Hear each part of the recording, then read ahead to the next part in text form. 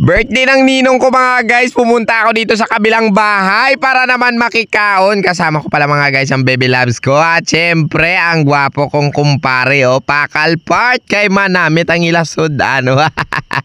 Hello, magandang gabi sa inyo mga guys, no? Bago ngayong gabi, naimbita naman kami ni pare ko na magkaon sa Piak Balay. Alam nyo naman, birthday ng Ninong Brian ko ngayong gabi mga guys, no? Bale, inandaan siya ni Ninang Maricon. Kadto, tade wala uya, taya mo.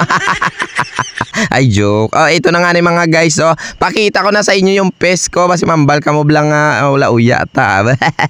Ayan, nakita nyo mga guys, andyan si Maninay Maricon. Ayan siya, tapos yung mama niya, andyan din, nakangiti. Bawa ka namin, gidyalang taon ko nagangirit, gid sila. Parang wala lang problema. Kahit araw-araw may problema, wala problema na kay man.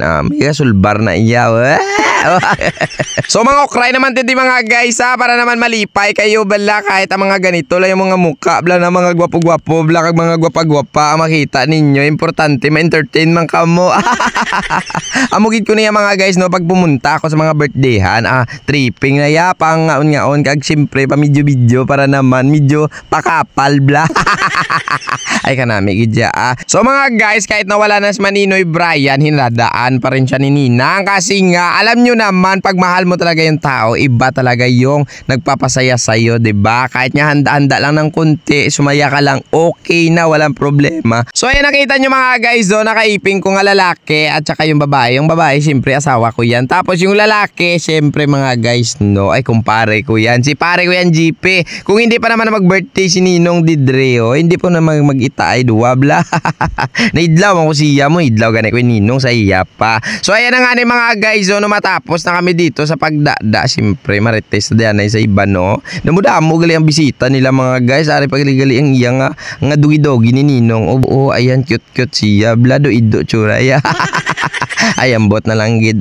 So ito na nga ni mga guys, bali nung gabi-gabi na, siyempre umabot-abot na yung ibang bisita. Si Ninang ko, Herly, nandito rin kasama yung mga baby girl niya daw kagiya nga baby boy. Tapos yung iba, siyempre dahil tapos nang kumain, nagbabay na ba si Ninang ko. Nakita ako gidya first time nga nalipay na siya sang iya nga mga inagyan. Hindi na siya mabalik to sa mga kabudlayan. Balasang una nga pagkadula ni Ninong, importante sa ako niya makita ko sa kangiret. Okay na, namin na nasa pamatsyag. Yaklaway kung mga stress ang isa ka tao kay man, yakadulaan na siya sang bukus sa iya pamilya. At dahil nga mga guys, no, natapos na tayong kumaon, syempre magpapaalam na tayo dito sa mga bisita niya. Syempre mga guys, magpapaalam na rin tayo kay Ninang Maricon, no, kasi nga busog na ako. Ninang, paalam na po sa iyo, mapupuli na ko kay layo pa balay ko, Piak Balay mo lang na. Love you Ninang, halong for me, and then God bless sa inyo lahat. Bye.